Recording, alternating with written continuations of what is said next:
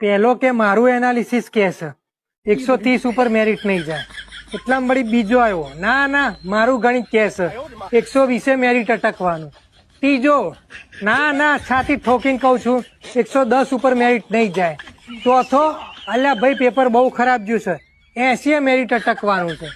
મેં કીધું ભાઈબંધ મેરિટ જો અટકવું હે ત્યાં અટક હે, હવે તમે અટકી જાઓ. આ ના અટકવાના ચક્કરમાં તો કેટલા ભટકી ગયા. આ વિડીયોથી ખબર પડી ગઈ હશે કે આજના વિડીયોમાં કયા ટોપિક વિશે ચર્ચા થવાની છે. તો વિડીયોને લાઇક કરી ચેનલને સબસ્ક્રાઈબ કરવાનું નહીં ભૂલતા.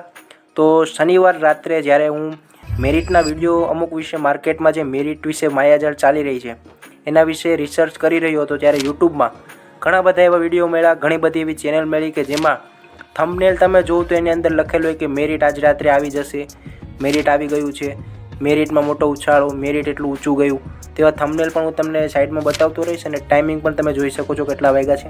ઘણી બધી ચેનલે તો વિડીયોના ટાઇટલ અને થંબનેલમાં જેવી રીતે લખેલ છે કે આપણે વિડીયો ક્લિક કરી લે, જેમ કે ફાઇનલ આન્સર કીમાં મોટો ફેરફાર કરાયો, કોન્સ્ટેબલના રિઝલ્ટની તારીખ જાહેર કરવામાં આવી, નિર્જા ગોટરુએ કરી સૌથી મોટી જાહેરાત.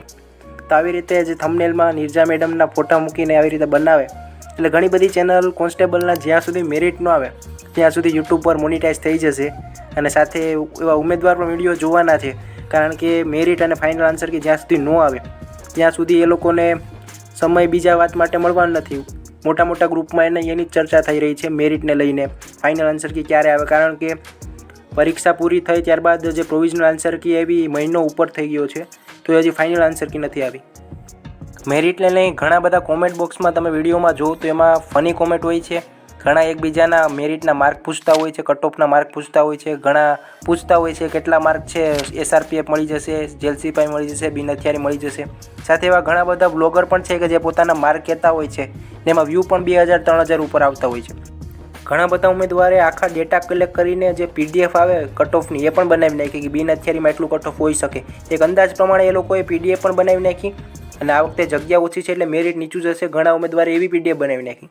એટલે મોટી ચર્ચા થઈ રહી છે. સાથે મોટી એકેડેમીના મેરિટ વિશે આપણે વાત કરીએ તો મોટી એકેડેમી એટલે કે જેના ચેનલમાં વિડીયોમાં વ્યૂઝ વધારે આવતા હોય છે, એટલે એની વાત કરીએ આપણે તો બકુલ પટેલ 85 થી 88, એન્જલ એકેડેમી 88 થી 100, વેબસંકુલ 107.5, જ્ઞાન એકેડેમી 118 થી 120, નીરજ ભરવાડ 93 થી 95, GCA સુરત 111 થી 5 પ્લસ માઇનસ થઈ શકે, લક્ષ્યમ એકેડેમી 102 થી 105, પ્રજસ્વ 102 થી 110, લિબર્ટી 105 પ્લસ 5 નીચે ઊંચું થઈ શકે મેરિટ, પાટિયું 100 ને 5 નીચે માઇનસ ને યુવા ઉપનિષદ 105 તેમને પણ પ્લસ માઇનસ 5 વધારો ઘટાડો થઈ શકે.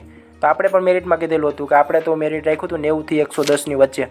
તો એ વિડીયો પણ તમે ચેનલ પર જોઈ લેજો. 14000થી વધારે વ્યુઅર્સ વિડીયો જોઈ લીધું છે અને ઘણા બધા વિડીયો બનાવતા છે કે ડબલ ડિજિટમાં મેરિટ નહીં અટકશે, પણ એ મેરિટ ડોક્યુમેન્ટ વેરિફિકેશન બાદ જે મેરિટમાં થોડોક વધારો થતો હોય છે, ડોક્યુમેન્ટ વેરિફિકેશન બાદ જે ફાઇનલ મેરિટ આવે 2 ગણા યાદીમાંથી જે ઉમેદવારને લેવાની સંખ્યા હોય ત્યારે મેરિટ આવે એ ફાઇનલ મેરિટ ઉપર તમારું સિલેક્શન થતું હોય છે અને એ પ્રમાણે તમારી કેડર સિલેક્ટ થતી હોય છે.